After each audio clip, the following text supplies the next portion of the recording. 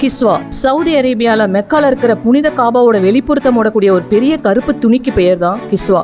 கிஸ்வாவை காபால பொருத்தக்கூடிய இந்த செயல்பாடு 12ஆம் நூற்றாண்டுல இருந்து ஒரு பாரம்பரியமா கடைபிடிக்கப்படுது. ஆரம்பத்துல பச்சை நிறத்துல தயாரிக்கப்பட்டு வந்த இந்த துணி பிறகு கருப்பு நிறமா மாற்றப்பட்டிருக்கு. இந்த அற்புதமான துணியை பல இஸ்லாமிய நாடுகள் இணைந்து மக்காவில் உற்பத்தி செஞ்சு வழங்குறாங்க. 1926 வரைக்கும் பக்தாத்ல இருந்து கிஸ்வாவை வரவழைச்சு பயன்படுத்திட்டு இருந்தாங்க. அதுக்கப்புறம் மெக்காலேயே கிஸ்வா அல் காபா அப்படின்னு இதுக்கான தொழிற்சாலையிலேயே தயாரிக்கப்பட்டு வருது. ஜெர்மனில இருந்து இத்தாலியில இருந்து உயர்ந்த வகை பட்டு நூல்களை இறக்குமதி செஞ்சு இயற்கையான கருமை நிறத்தால உருவாக்கப்படுற இந்த காபா போர்வை துணியோட மதிப்பு 1,70,00,000 ரியால், அதாவது இந்தியாவோட ரூபாய்க்கு 20 கோடி. 14 மீட்டர் நீளமும் 101 சென்டிமீட்டர் அகலமும் கொண்ட 47 துண்டு துணிகள் ஒன்றா இணைக்கப்பட்டு இந்த போர்வை தயாரிக்கப்படுது.